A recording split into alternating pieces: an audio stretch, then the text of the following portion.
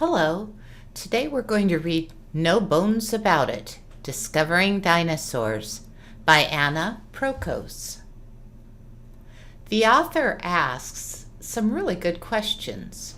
For example, have you ever seen an elephant in a zoo? You know they are very big and can weigh as much as a school bus. Millions of years ago there was a dinosaur on Earth called Brachiosaurus. One Brachiosaurus weighed as much as 17 elephants. Can you imagine how big some dinosaurs must have been? Are you ready to explore a world where dinosaurs roam? Gather round, the museum guide told the class. Don't worry, he won't bite. Lee and his friends laughed and stepped closer to the Argentinosaurus. The dinosaur towered over the group.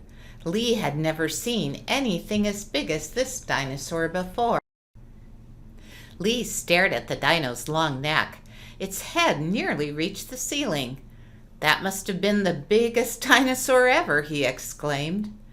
It's the biggest dino ever found so far, the museum guide said. Scientists figure out how big a dino was by looking at fossils.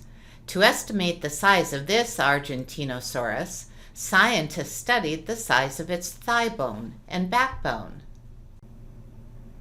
Where are dino fossils found? Lee asked. Great question. Bones from this dino were found on a farm in Argentina in 2003, but fossils have been found in many places around the world, he said, pointing to the map. It's a fact. About 245 million years ago, all Earth's land was joined in one supercontinent, Pangaea. Gradually, over millions of years, Pangaea broke apart and the smaller land masses drifted to their present locations. This may explain why fossils are found everywhere. Lee took a closer look at the map. He noticed that many fossils had been discovered near mountains. But how do fossils end up on a mountain, he wondered. Suddenly, a hot, sticky breeze swirled by. In an instant, Lee was surrounded by a lush green forest. Ferns and bushes covered the ground. Plants as tall as trees towered over him. They created shadows on the thick dirt ground. That's strange, Lee said. This plant's shadow is in the shape of a dinosaur. The shadow moved. It got closer and closer. Lee felt the ground tremble. It's a fact. Prehistoric forests were mostly conifers and huge evergreens. That shadow is not from a plant.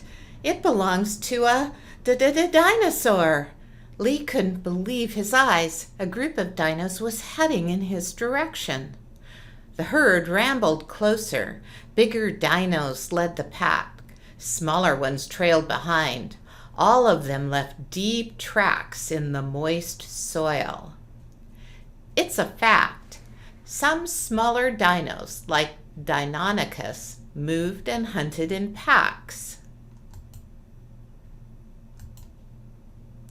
Lee stared at the prehistoric creatures. Their skin looked thick and saggy like an elephant's. Their necks stretched high and long like a giraffe's, and 4 hefty legs held up their bulky bodies. The herd happily plucked leaves from the trees and plants. Phew, Lee sighed. These herbivores won't eat me for lunch. It's a fact. Sauropods, or 4-footed reptiles, were early dinos with long necks to reach the foliage of tall trees. Sauropods roamed Earth for more than 140 million years. Lee explored the ancient world. He wondered why he didn't see many mountains like on the museum map, but a few things looked familiar. A dinosaur that looked just like a big bird swooped to the lake to snag a fish. 2 other dinos looked like crocodiles, but bigger. I think I'll stay away from those carnivores, he said, backing away. It's a fact. The crocodile group of dinos included the Protosuchus, who lived on land more than modern crocodiles. It's a fact. One of the earliest flying dinos, the Archaeopteryx, had a body covered in feathers. A wishbone made its chest stronger for flapping and flying, like today's birds. Suddenly, a loud roar rang through the forest. The birds and small animals scattered to hide. The large herbivores stopped in their tracks. Even the crocodiles slinked away. What was that? Lee trembled. The roar sounded angry, hungry, and very close. Could it be a T-Rex? Lee shouted. The beast charged toward the lake, looking for a bite. Lee hid behind a boulder with one of the world's strongest dinos standing just a few feet away. Suddenly, the ground shook. It rumbled and rocked. Earthquake!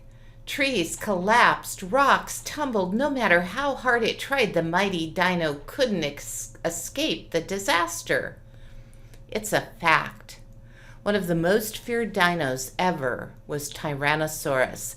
Living 70 million years ago, it was 40 feet long and 20 feet high, weighing 7 tons. Its saw-like teeth were 6 inches long to rip meat apart. Minutes later, the forest was silent. Mounds of dirt covered the dino tracks. The lake was half its size. The rest of it was filled up with mud. The creature-filled forest was now eerie and quiet. What happened to the dinosaurs? Suddenly, a cool, wet breeze blew by. Lee opened his eyes, back in the museum. Earth is like a big layer cake, he heard the guide say. The bottom layer is made of older rocks and fossils. Over time, dirt and rocks covered that layer to form a newer one. As more time passed, the Earth changed again. There were big storms and volcanic eruptions. And earthquakes, Lee added with a wink. That's right, the guide said. Shifts in the Earth's crust cause the land to change over time. What was once the ground can get pushed up to form mountains. That's why dino fossils can be buried deep in the earth or found high on a mountain. And that's why dinosaurs are dynamite, Lee said, no matter where you find them.